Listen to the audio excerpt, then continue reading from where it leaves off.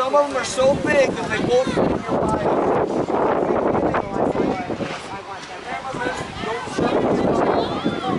Take it home. Take it next time, okay? Now, a couple weeks ago, I had one girl find 5 flakes of gold. Chickens wander around. And the last week of school I was at, the girl went to the playground that has sand, and she found a nice sized flake of gold in the sand on the playground. The sand in California has gold in it. We have a little gold all over the place. Okay, so we're finding lots and lots. Now, when I go out to my coyote hole is full of rocks and mud and dirt, and water and roots and dead insects. And so the first thing we do when we're mining is we do a process called classification. What we do, we have screens of different sizes that we run our material through. We run it through, and then we can take out the big stuff that we don't want. So miners use lots of orange buckets. Yes, we do. Lots of them.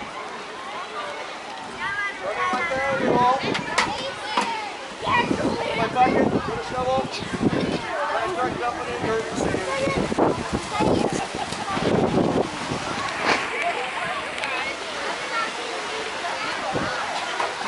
And then we start shaking it. Is this an old nugget? No, it's not. But you know what? The technique that the people from Mexico did is they came and they ground this rock up to find little small gold particles that might be inside the rock. Okay? But that's not it. So we got to shake it or the big stuff.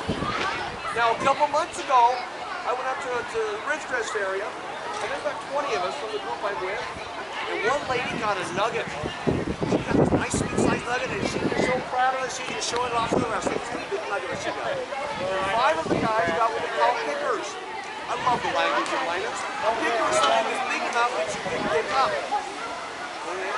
And everybody else got what we call color, or placer gold, or flour gold. Most of the gold in California is really fine gold, like ground flour. Okay? Now what container has some in there? It is really fine, and that's most of the gold you'll find is that. But I have no idea how much gold I got up here. Because I took all my concentrate and I give it to you guys. So who knows what we're going to find. Anyway, we've got a shift here, and we have river rock. Number one, but keep it river rock. Right there. Whoa! Yeah.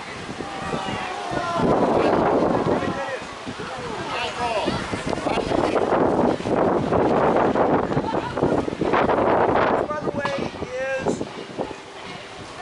iron pyrite, or fool's gold. In fact, there was a story about this guy that shipped it from Spain. He went from Spain here to California, and he filled his whole ship up full of gold. And he took it back home and thought he was going to be sitting good with the king and queen, because he just brought them a whole ship full of gold. You know what? It's full of fool's gold. So have a look at it. Fool's gold, if you hit it with a hammer, it shatters. Where gold, you can actually make thread out of it.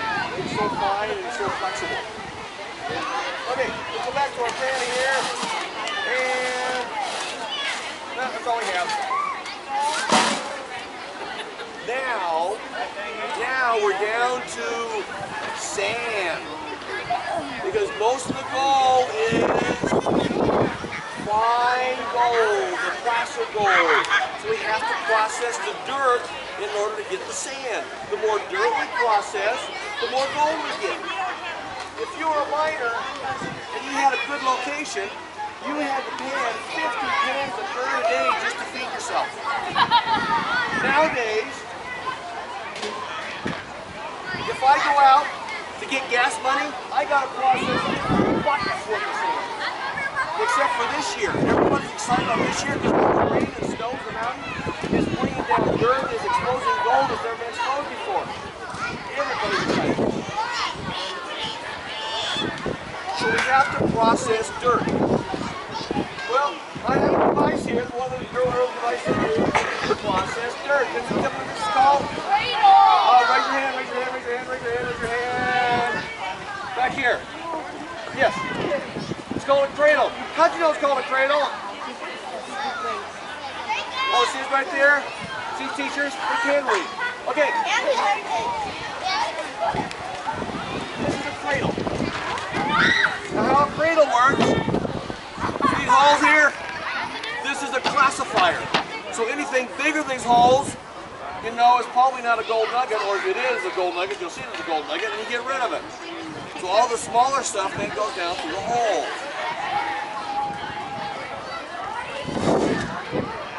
These are usually not set up next to the river.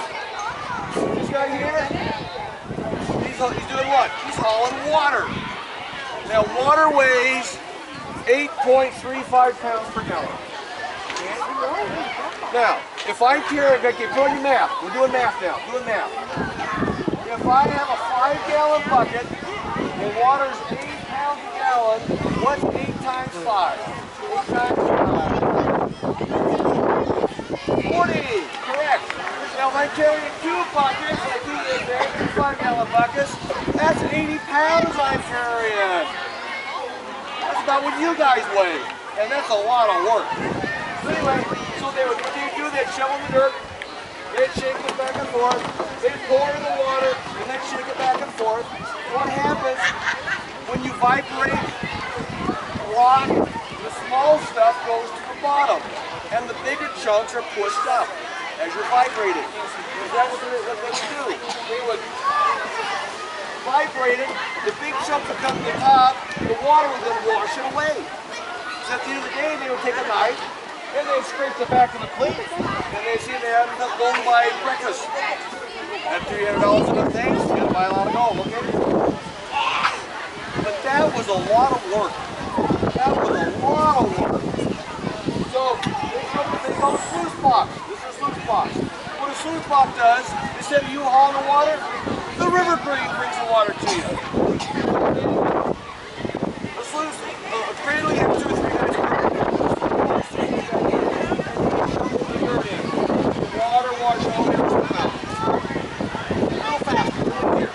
Well, I have here, this is my sluice box. When I go to the river, I take this guy here. Water sluice box. I put it in the river so the water's up about here, and the water rushes down. I take a bucket of sand and I dump it right here. And these little rivers here, they cause a turbulence action, which causes the heavy stuff to go to the bottom. And if I have my partner with me, about every 30 minutes, just lift up the handle, pull out this piece of carpet, and we rinse this off in a bucket of water. And that inside that water, all the stuff off here gets rinsed off, and that's what we call concentrate. There's a higher percentage of gold in there than there is in a regular bucket of regular shovel and dirt. But again, lately, I have no idea how much concentrate I have because I give it to you guys. Now, what if you have 6, 7 guys? You got a good claim. You got to have more people working. Then you don't think of a long tub. A long tub is basically a long wooden canal.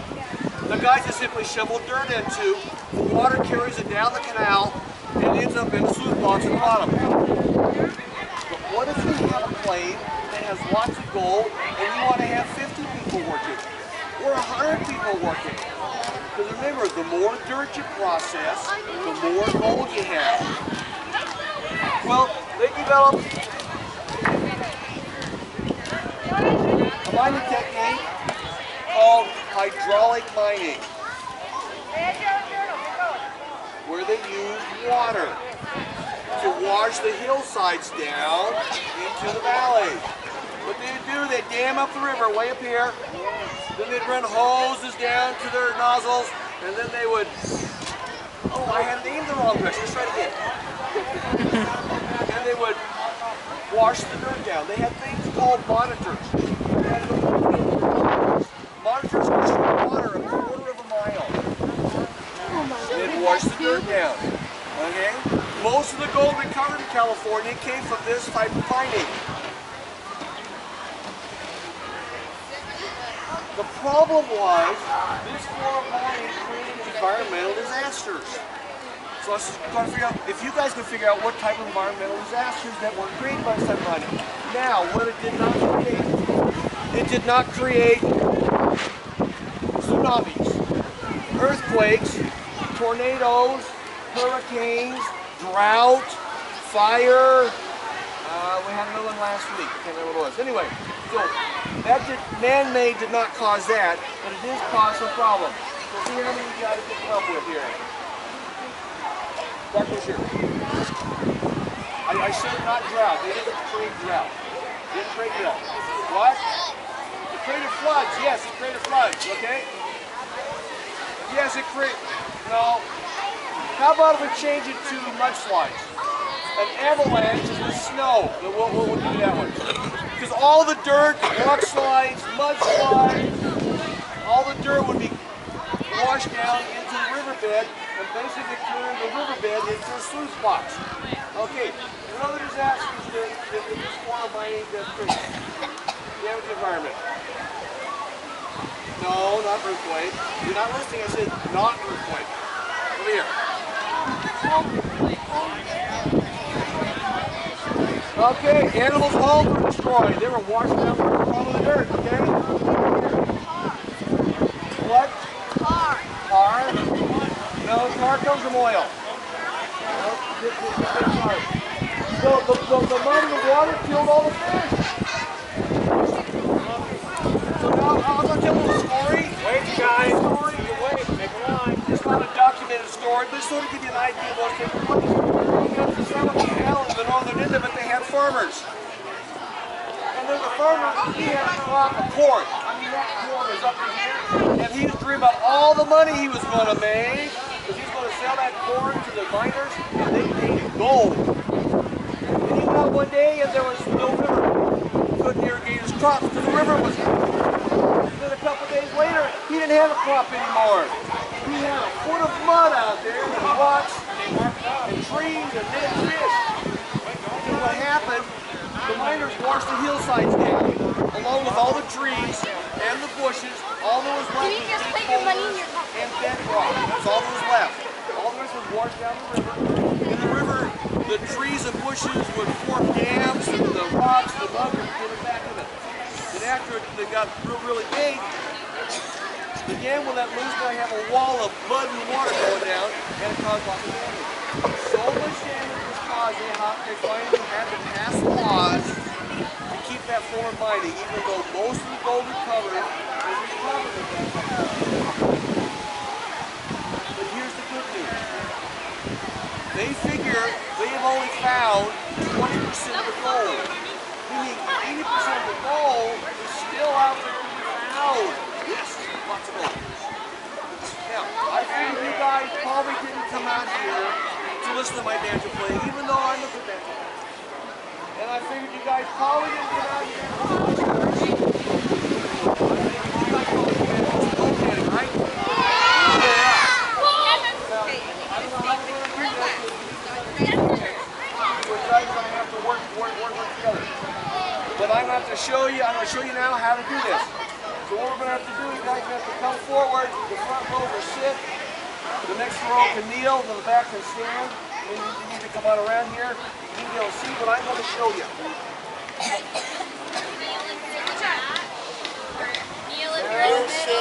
That was our class. I'll be right here, so you can see me. Just kneel right there.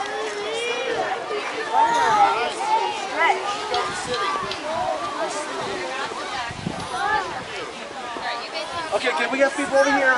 We have people over here. Second row, Neil.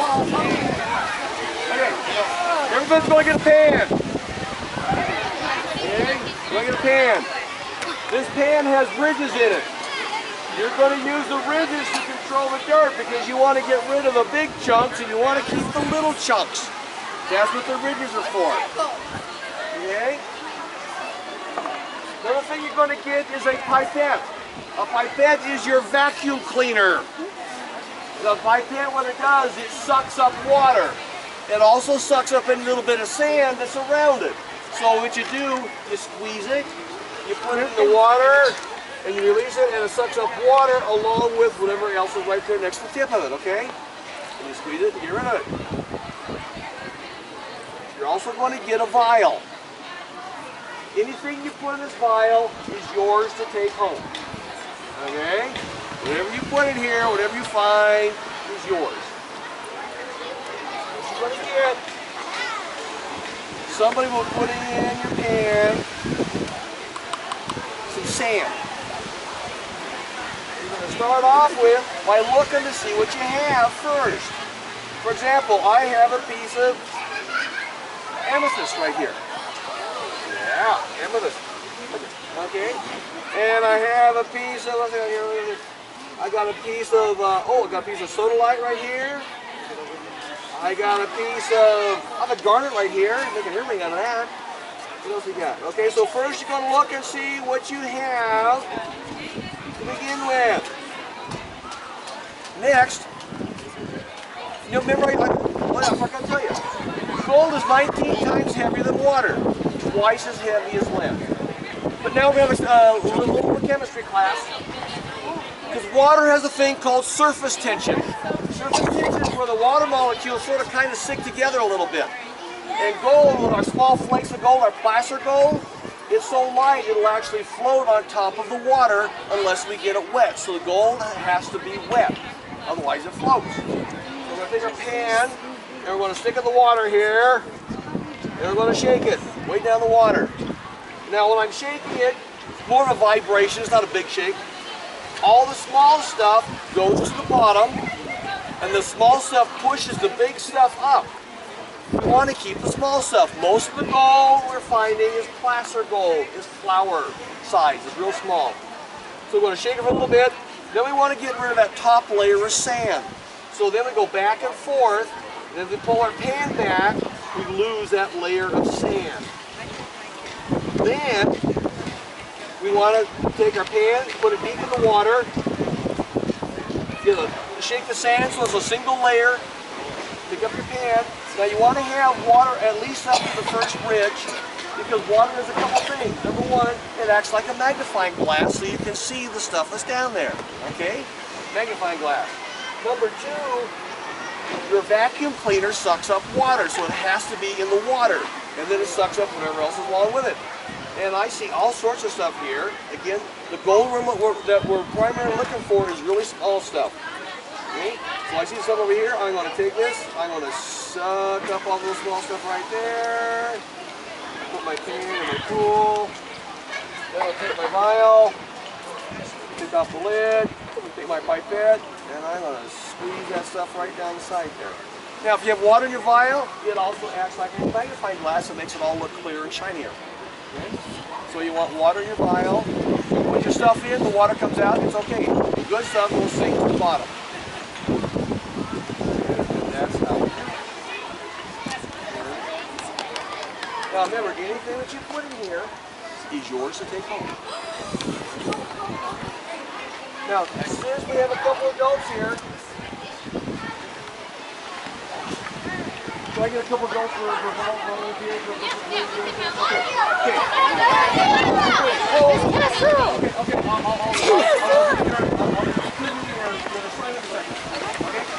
Yeah. I have a table over here.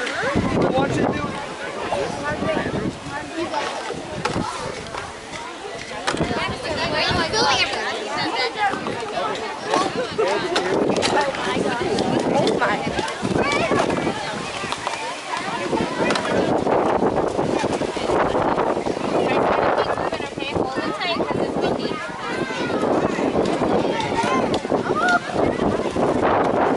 Try to hold this with 2 hands so you're not...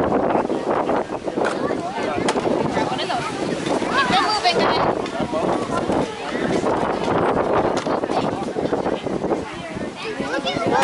Did you grab one of those? Okay, grab one quick. Did you grab one of those? this. Grab one of those. You're not in line. My hand is in front of you. I'm going to send you in the end. Okay.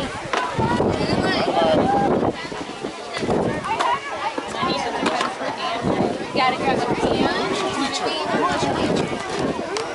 Who's a Mr. U? Mr. Oh, well, he's a big don't get in trouble with him. I found out.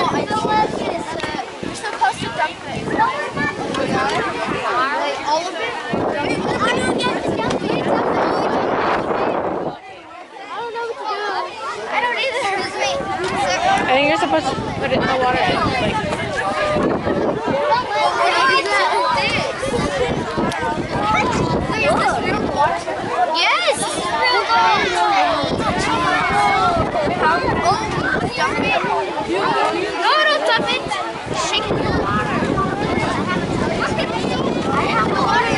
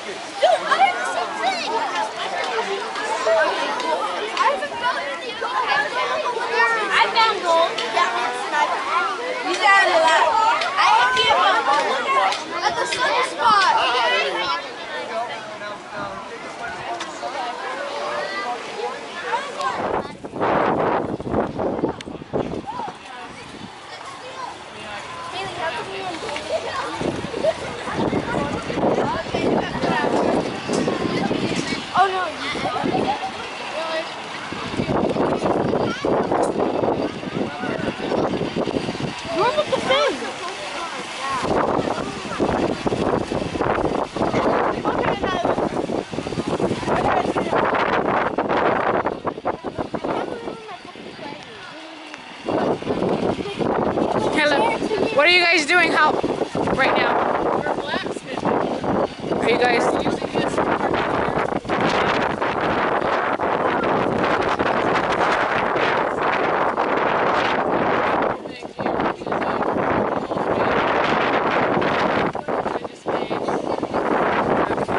How hot does this get? Do you guys know? How hot?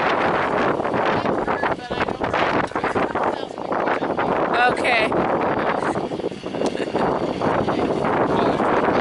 It's over 1,000, yes. And how long have you guys been doing this? What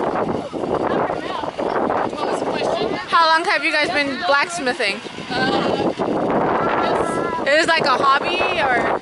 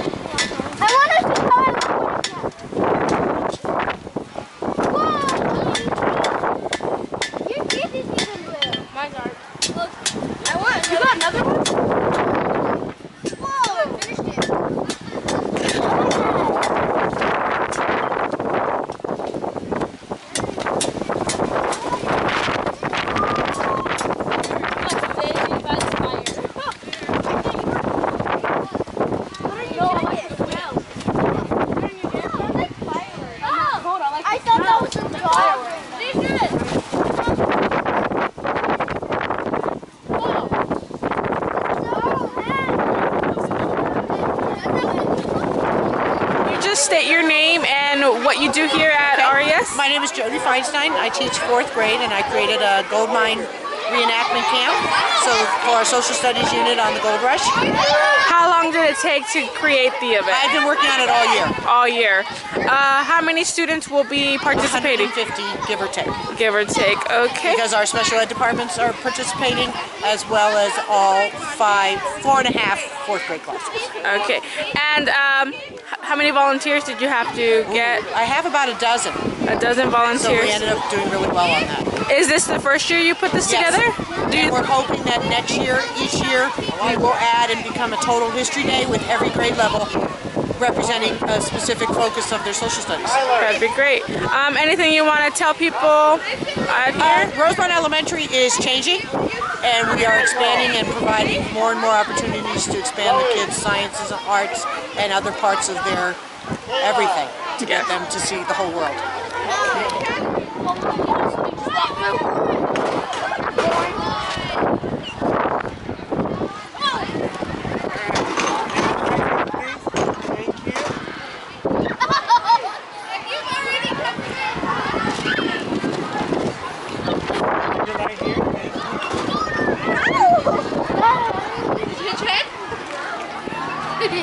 If you've already come through,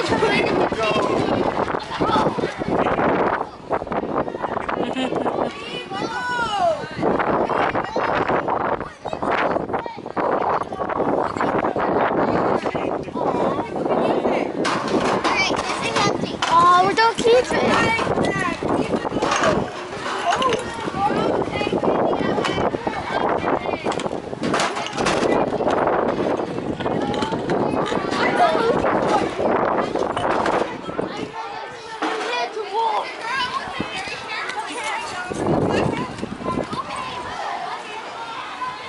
Was it fun? Everywhere.